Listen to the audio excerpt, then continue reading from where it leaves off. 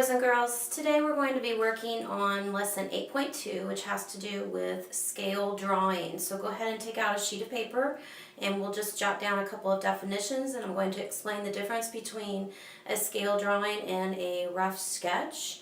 And then we'll have some warm-ups. So there's not a whole lot to this lesson. We'll actually be making some room arrangements and drawing some plans in class, but I just wanted to kind of give you a brief explanation of what this is and what we will be doing so you'll be ready. So here we go.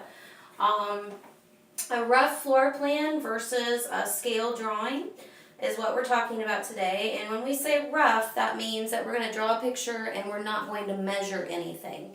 So that would be something like this picture here, where I just drew what I thought our classroom looked like and where I thought the windows would be and about what size and that such sort of thing. A scale drawing is where we have very accurate measurements with our drawings, so we're very precise. So this would be an example where we would use a piece of grid paper, like our centimeter paper that we use in class for various other projects and things, and each one of those squares would represent like 1 foot.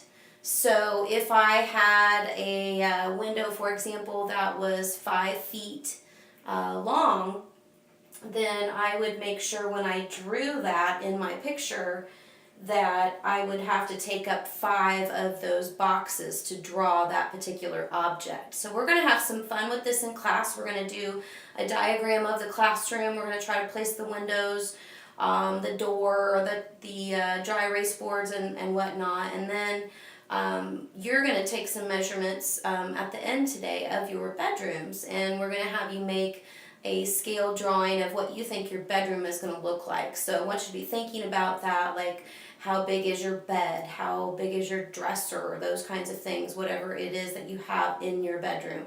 So along with your warm-ups that you're going to do at the end of the lesson today, you're also going to take some measurements of your bedroom to bring back to school.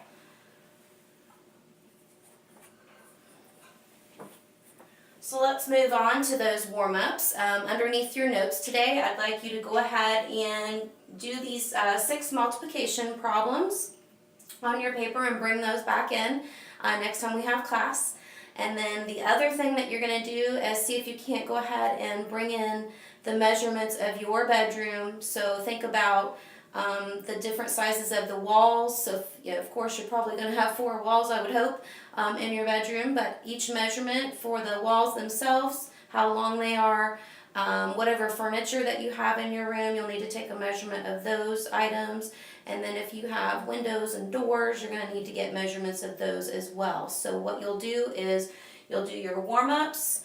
You'll draw a rough sketch of what your room is going to look like, and maybe just write those measurements next to the objects that you're measuring, and then when you bring them into class, we'll work on making a scale drawing of your bedroom. So make sure when you come to class that you bring your vocabulary and any notes that you took today, bring your rough estimate drawing of your bedroom and your warm-up problems. So see you next time.